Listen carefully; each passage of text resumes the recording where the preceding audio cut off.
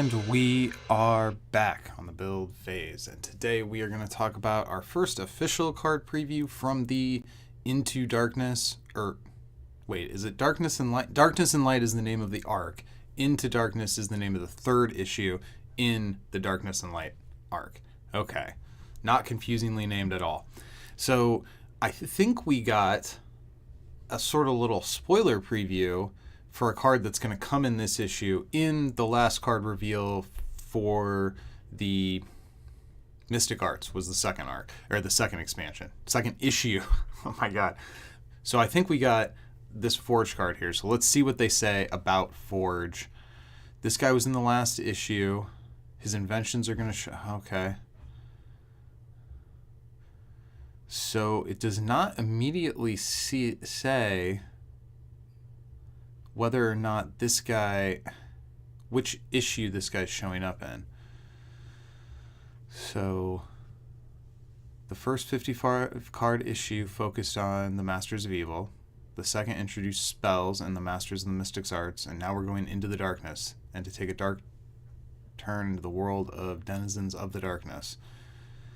The arc has more spellcasters to reveal, like Forge, who was in the last issue. Okay, so that does clearly state that he must be in the Mystic Arts issue. Okay. The first couple times I read through that, I couldn't tell if it was saying last issue is in last reveal article, but no, all right. So that's strange. So again, let's glance at Forge real quick because they gave us his card. He is a red spellcaster, so quite skillful, this guy, I guess. He's a 3-cost 2/5/1 with range, and he has Stroke of Genius. So you can either draw a card or make an invention at the start of your turn. But he's got to be face up. Which, 5 defense on turn 3, you can probably keep that guy face up. So more information on inventions here. I wonder if this is going to take us back to the original invention reveal article. Yeah, it is.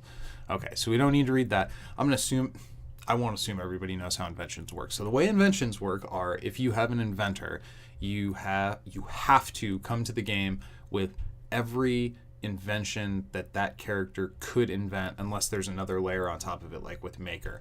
So for the instance, if we're talking about the inventor of Mr. Fantastic, you have to have every Fantastic Four affiliated invention, and you have to have every generic, every unaffiliated invention that is available. If you have the Maker, you have to have all of the unaffiliated, the neutral inventions, and then he has special rules for the other inventions that go in.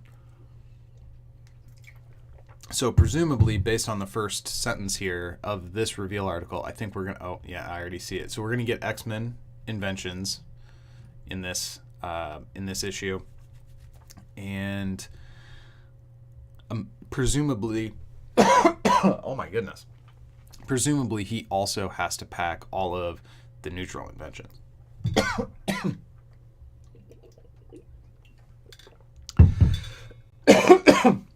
Good time to do a live stream, I guess.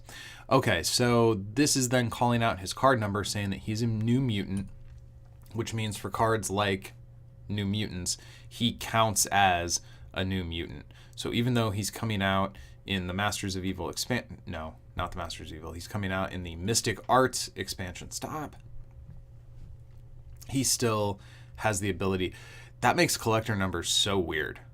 Now, I am not a player who pays a lot of attention to collector numbers. I don't put cards in my binder based on collector number. But for the people for whom collector numbers are like an instruction manual, like your binder should be presented in this order, that kind of collector, which I think is a perfectly valid way to engage with these kinds of games. I'm personally more about organizing them in the way that optimizes where the cards are at for deck building and for play purposes, but I don't think there's anything wrong with somebody who is a collector first and like, oh, I get to also play games with my collection. That's fine too. That's a nightmare for those kind of folks. The detail-oriented, like, primary collectors, like, doing weird things with set numbers like that. And I wonder, so he's new number 20. I wonder if that's sequential with other New Mutants cards. Like if his collector number takes into account however many characters we got in the New Mutant box or cards or whatever. I don't know. Probably. It'd be crazy to me if they didn't. But then again, Argent Saga had a lot of cards with the exact same collector number that were all different cards. Madness. Okay, so our first X-Men invention. Now, I think this is what we all wanted all along, was more inventions. Like, the one thing that I noticed on all the shows, everybody said is, wow, Reed Richards is cool, but I really hope we get a low-cost inventor. Well, we now have sort of, I mean, not sort of. He is a low-cost inventor. He's not as, obviously as powerful as Reed, but Reed is either a 7-drop or a main character, so that's fine. So a power neutralizer. This artwork, So there's a part of me that really likes this art. There's a part of me that doesn't like the way this is cropped here, doesn't like the fact that there's not a hand here. I don't like the fact that whatever cool thing is being shot out of this gun is like cropped off. Man, this is, I mean, it's nitpicky. Like, talking about the card art is not the most important part of the card. They clearly just barely gave us the absolute minimum to get the whole onomatopoeia to fit. It's really weird that this is being shot by a disembodied hand. That's the most, I would have given up this, just blur that out with the rest of the background and give us an arm or something here. Although maybe that doesn't exist. You know, maybe this is, they are beholden to whatever the comic panel was. But I think what gets me the most is that this is so close to being a really cool piece of artwork and falls short. Whereas something like Weapon is like totally generic and there was no hope of making it cool. This one has the hope of being, like, it could have been cool, but the way it's cropped, I think, makes it pretty bad. Although it's right there with Weapon. I will agree with you, Patrick, that it's slightly better. But anyway, moving on. I bet once the Deconstruct the Universe guys, Patrick, finds what this is from, there's probably a reason it looks this way, and they did the best they could with what they were given. So anyway, this starts in your invention pile. It's a 0-cost equipment, powered down, equipped character has range. Defenders lose and can't gain powers while in ranged combat with the equipped character. So if we just ignore how you have to go about getting this, just let's assume there are enough X-Men inventors in the world that getting this is a thing that happens consistently enough that we can actually talk about the card. There is, of course, a world where Forge is the only X-Men inventor, and there's other better options, and how many times do you play Forge, blah, blah, blah, blah, blah. So if we just assume that this is a card that you have either enough access to or not so many other better options, I think this is a playable card. It definitely lets whatever character you put it on have that one-sided range attack for at least one good attack. On the defense, it doesn't do anything, but it doesn't cost anything, and if you're inventing it, you're almost in a way kind of getting it for free. So this feels like a pretty decent invention, actually. You have, like, you keep Forge around for one turn, and then you get to slap this down onto somebody, clip one of your opponent's characters in a value trade where they can't hit you back. Even if you lose it, even if you lose it at that point, your opponent had to lose a character and then put another character into your guy, potentially setting up a 2-for-1. That feels pretty good for 0 cost, and it doesn't cost you a card out of your deck. So yeah, this feels playable. Is this card by itself worth running Forge and trying to jump through whatever hoops you have to do to keep him alive to be able to invent an X-Men equipment? No, this is not a game defining card. This is not a build around card, but it's playable. For 0 cost, you can't ask for much more than, like, hey, let me get a value trade on an attack. That feels pretty good for 0 cost. All right, so the Blackbird. Now, this was an equipment in the original verses that I actually liked, so I want this to be good, really bad. 1 cost. Okay, so X-Jet. Blackbird can only be equipped to X-Men characters. The Blackbird has the following cumulative powers based on the total number of face-up passengers. Oh, wow. Okay, this is going to get wild. So if it has 1 pilot, so I'm going to guess that the numbers on the side of this card are the total number of each of these type of characters that you can put in as a passenger. I don't know how to make a passenger yet, just one thing at a time. So through whatever process it is that you assign a supporting character a role with this card. The first one, I'm assuming, has to be a pilot, and you can only have one of those. Then you can have 2 co-pilots, or maybe it's the first character is the pilot, the second player is the co-pilot, the third is... I bet that's it. It's probably not that you have to have 1 pilot, then 2 co-pilots, then 3 cloaking devices. Okay. So I'm pretty sure you're going to have to do a thing to a supporting character or something to make it a passenger in this. The first guy gets flight. The second guy gives everybody +1/+1, plus you get the flight. If you can get 3 dudes in here, everybody has dodge. And if you can get 4 dudes in here, you pay 1 less to recruit X-Men characters. How difficult is it to put dudes in the plane? The Blackbird is a new type of equipment. I did not notice that, but yes, right there, vehicle. This is a new type of equipment, vehicle. A vehicle's quality is that it can be equipped to more than 1 character when it's played. It's passenger limit. Oh, so it's not that you do a thing to add dudes after I was thinking of this like a machine. Like you played it out to the board and then you had to, like, I don't know, exhaust a guy to put him into it. No. You play this like an equipment, but you can drop it down on up to 4 dudes. That's awesome. I don't know if this specific vehicle is going to end up being awesome, but this play space, this is great. I love this. Makes me miss DC even more because I don't get to see a Batmobile like this, but I love this mechanic. Holy smokes. Okay. Wow. All right. So I guess I'm going to read the rest of the vehicle mechanic rules. Wow. I'm like shook by how cool this card is. When you play a vehicle, you choose characters up to its passenger limit on your side and move them so they're all in the same row and next to each other. This, they are really sniffing around making adjacency like into a thing. I know they didn't want to do it because in old verses they did it, and like whatever the problems were with it, they wanted this game to be a little bit different. But it's getting closer and closer where we've got things next to things. You've got tombs that has to be between 2 things. Like, I feel like we're gonna get an adjacency mechanic at some point. I don't know. Or maybe they'll just keep handling it this way and never actually put like a keyword mechanic on it. Oh my gosh, I'm so excited. Okay.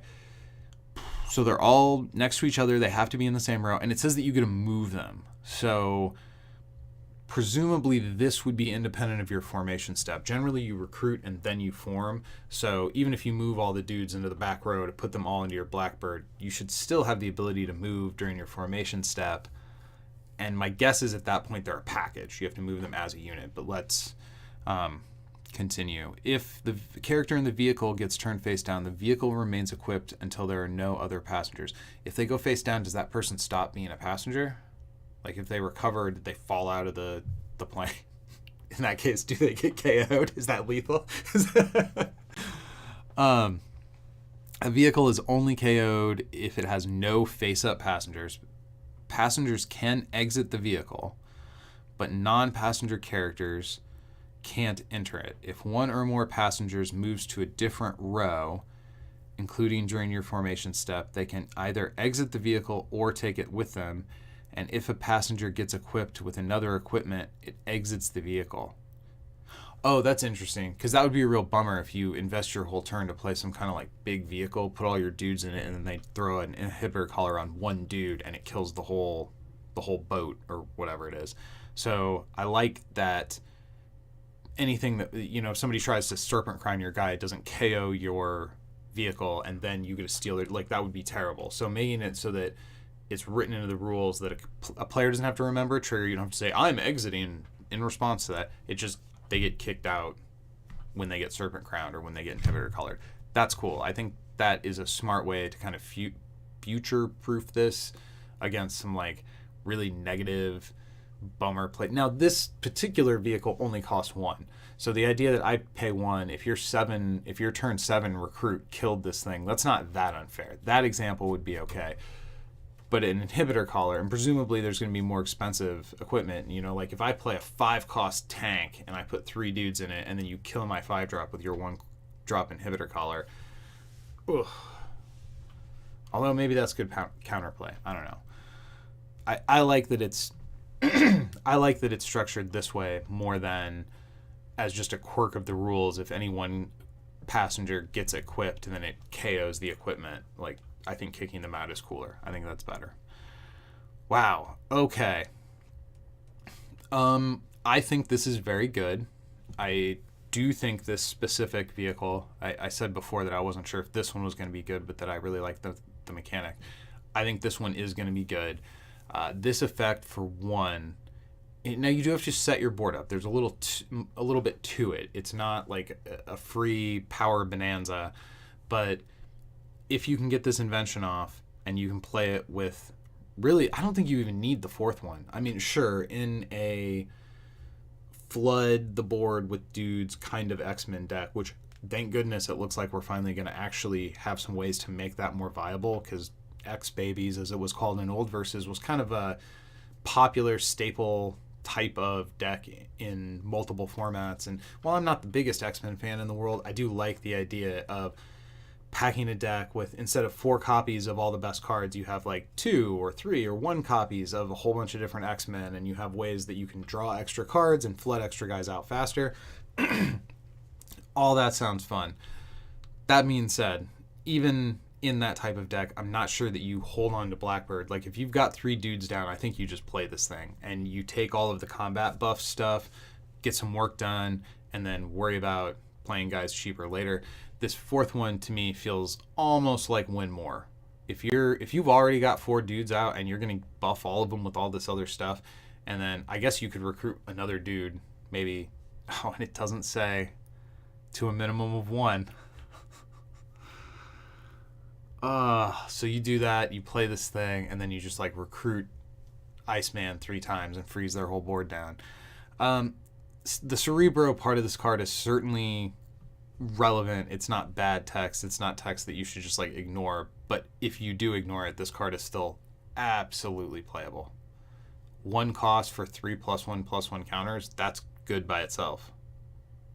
Like, people pay 1 cost for Dinosaur and she only puts 1+1 counter on something, and this lets you put it in more.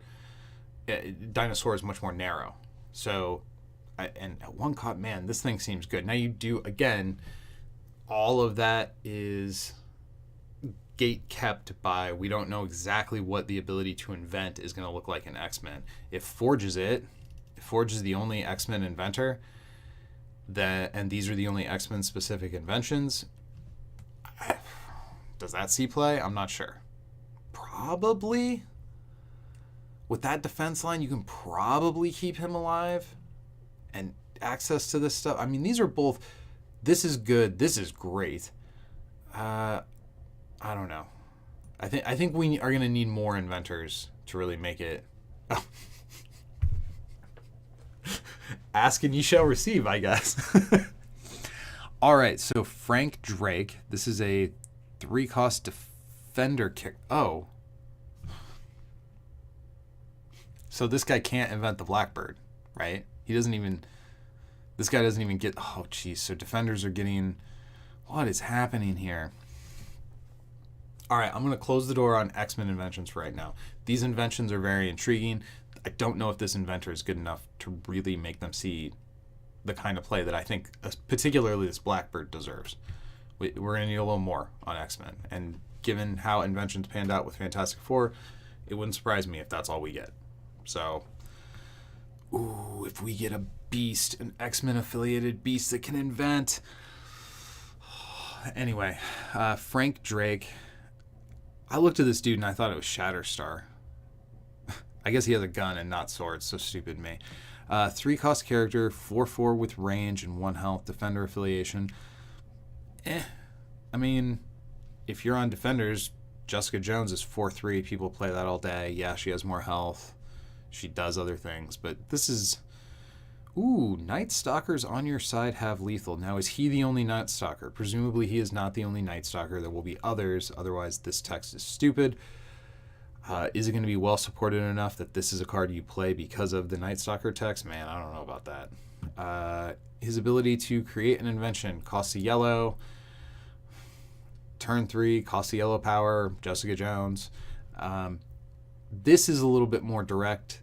I like this better than the Stroke of Genius style of invention creation. Yes, Stroke of Genius has a higher ceiling because it triggers at the start of turn, but I kind of like, if I'm going to play an invention and I'm going to count on inventions for my game plan, then I want to be able to count on inventions for my game plan and not have to worry about my opponent having more combat pump than I have the ability to overcome with my defense. So at direct, I play a card, I pay a card, I get an invention. I like that better, even though it's ceilinged in a way that Stroke of Genius isn't. The Stroke of Genius, if you can keep the character alive, without a doubt, is the better power.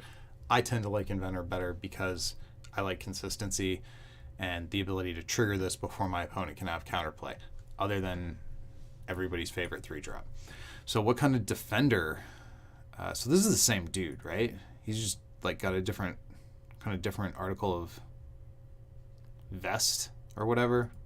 That's got to be the same dude. It's the same gun anyway. All right. The Exorcist gun. Our first Defenders affiliated invention. It's a one-of-a-kind. You'll only get this. Again, in order to play this 3-drop, you also have to run all the generic inventions, plus you get this Exorcist gun. Necrotech. Equipped character has range and +3 attack while making a ranged attack. When the equipped character KOs an evil defending supporting character in ranged combat, remove it from the game. Whoa, then search the owner's deck for each copy of that character and remove them from the game. Ooh. Wow. So this is online 2 turns earlier than Satana, and it doesn't require you to also pack Zemo. Now your opponent can use combat interaction to negate it, but to my eye, this guy plus yellows is essentially the Zemo Satana combo that people have been using to deal with late game threats like Dark Phoenix. Now he can't get at like a Dark Phoenix. He can't get at something before your opponent has the chance to play it. Which definitely is worse than the Zemo Satana lineup. But wow, that seems very strong. Now, again, if this guy is the only inventor, and this is the only invention that Defenders brings to the table, I don't know if that's good enough. I don't know if that ends up being something that you want to play. But man, these inventions, wow. In a way, I'm almost unhappy that this cost on this card is all going into the invention pile, because it does kind of put pressure on Danny and Ben to not put out 100 different inventors.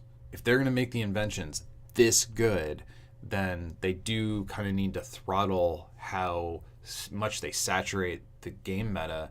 And maybe the way they do that is they just don't give us that many inventors, or the inventors they give us are a little bit in other ways. And the thing is, the really good thing they do, the reason you put them in your deck is because they get to invent. But maybe their stats look like this guy, which this isn't terrible, but it's like, oh, and this lethal thing combined with, it almost seems redundant a little bit. That is some interesting cards. And I like that we're getting inventions with other teams, that this stuff is going to be elsewhere in the game. But wow, man, I don't even know how to wrap my head around that one. Hannibal King. He is a 5-cost 5/5/2. Okay, he's got Night Stalker, so that means if you have, what's his name, Drake in play, and you play this guy, then this guy is a 5/5 with range, lethal, and berserker. That stack's pretty. You think we'll get a whole curve of Night Stalkers, like all the way up? That could be really overwhelming if they all have like good words on them like this, everyone you play, and if more of them have multiple health. A guy that gives a buff to a bunch of other dudes but only sticks around for one turn isn't that great. But a guy that gives a buff to a bunch of dudes and sticks around for a couple turns, unless your opponent has like a narrow specific answer like lethal, that's pretty awesome. His other power, Reluctant Vampire. While Hannibal is wounded, when he KOs a defending character in melee combat and survives, put a vitality counter on him.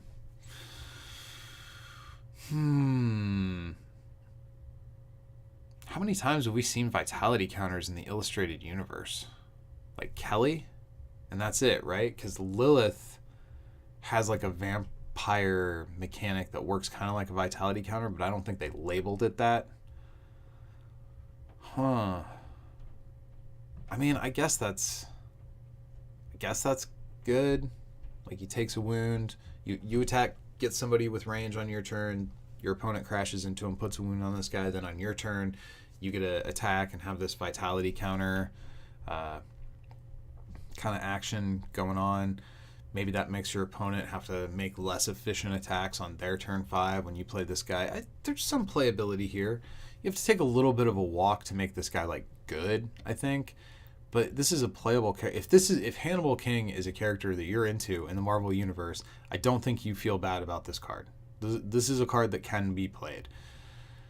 Exactly what that deck is going to look like, I'm not sure. I think if you want to play this guy, you probably want to play the Night Stalkers, and if you want to play this guy, you probably also know who this dude is, who I didn't know.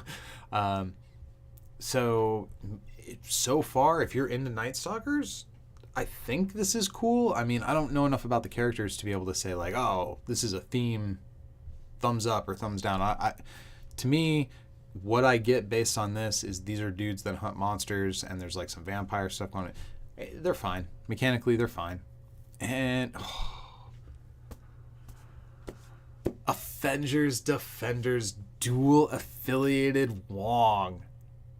I like it already. What does he do? All right, he gets, in service of the Sorcerer Supreme, when Wong appears, you may search your deck for a spell, reveal it, and put it into your hand. All right, Doctor Strange main character just got a lot better.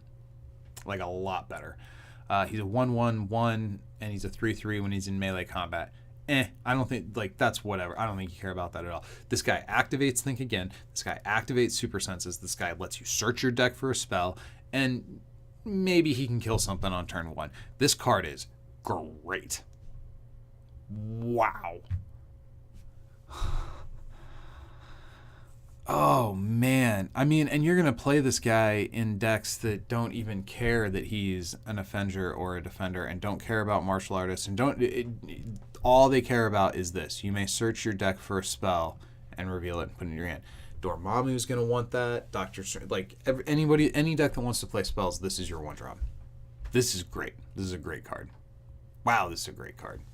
Disappointing that it didn't come out in Mystic Arts. We're going to have that weird little period of time where we don't have all the tools. And this is a tool that I think you want. Like, playing Doctor Strange without this guy feels like a weird nerf. But soon enough, April 14th, we no longer have to worry about that. How do I feel about the first card reveals from this expansion? This thing with the card numbering to like shoehorn this guy into New Mutants, I think is weird. I'm fine with it if they're going to use the collector number as something that the game is going to interact with mechanically. I'm fine. Like, it's a little unusual. It's a little bit weird. It's not something a lot of games do. I don't care if it's on the card and they want to use that as part of the mechanical play space of the card. That's fine with me. I don't know if the kind of people who care about card numbers and like collector, if that would be annoying to them. It seems to me like it might be, but whatever. Like, whatever. It doesn't matter to me that this came in this box, but it has a number that puts it next to these cards if you order your collection that way. I don't care. I think it's cool. I don't think this plot twist is that good, though. Both of these equipment are playable. The Power Neutralizer seems good to me. I don't know if it's good enough to play Forge.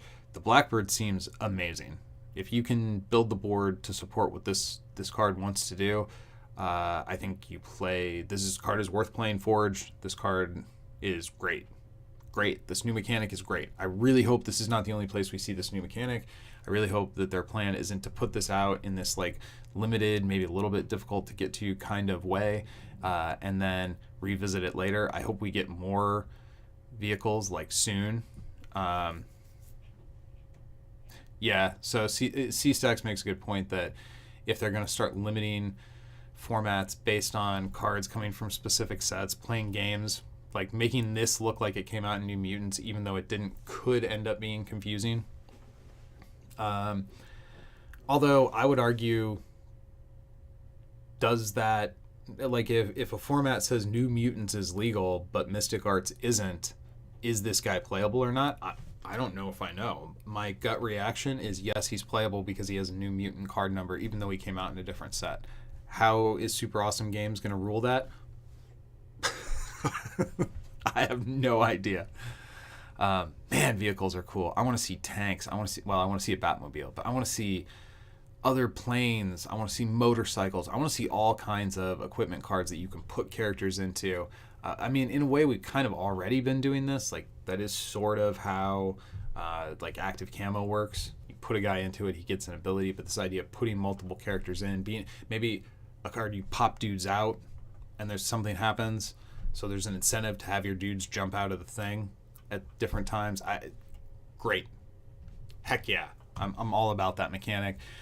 This Defender's equipment is crazy, really good. I like a 3-cost guy that can invent on demand. This guy will probably see play in other invention-based decks. I do, again, worry a little bit about them making inventions so good that they make it so playing with inventions is really hard. Like, hard to the point, like, harder than it needs to be. There's a lot of cool things in this game that you can't really play because they're too tricky to pull off, and I'm looking at inventions like this Blackbird and like this Exorcist gun and being like, I would rather have more inventors and not. Well, I don't know. I like it. I think it's really good. My number one complaint is I just want to see more inventors. I want to see more interaction with the invention pile. I think that's really cool. I don't know who this Hannibal King dude is, but this 5-drop seems playable. He's fine. And this Wong is bonkers. Give me this card in foil, man. Give me more cards that say search in this game. But oh, holy smokes. All right, so that was card reveal 1 for the what is this expansion again? Into Darkness, right? Darkness and Light is the arc. This is Into Darkness. So coming out with a burner. I really like this first set of card reveals. I mean, they're not all necessarily like home run, crazy, the best cards you've ever seen. But man, they could have just revealed Wong, and I probably could have talked for half an hour about that. So really excited for this arc, even though it kind of started off with a little bit of a whimper. Masters of Evil was kind of not the strongest expansion ever, but now they're giving the hardcore players some stuff here too. Oh, Hannibal King was Ryan Reynolds' character in Blade 3. Cool. I watched that movie. I don't remember anything else about it. I couldn't have told you that was his character's name. I think this is a playable dude, though. I worry a little bit seeing more Vitality counter stuff pop up in Illustrated. If there's ways to like play games with counters, plus Senator Kelly, I don't know, man. And also, it's kind of okay for Photo to have their own thing. Like, mechanics don't all have to be in both universes. You know, they can keep them separate and unique in that way. Okay, so I'm excited for these cards. Excited to get my hands on Mystic Arts, and less excited about Doctor Strange now that I have to play him for like 2 weeks without this Wong card. All right, guys, go win some games.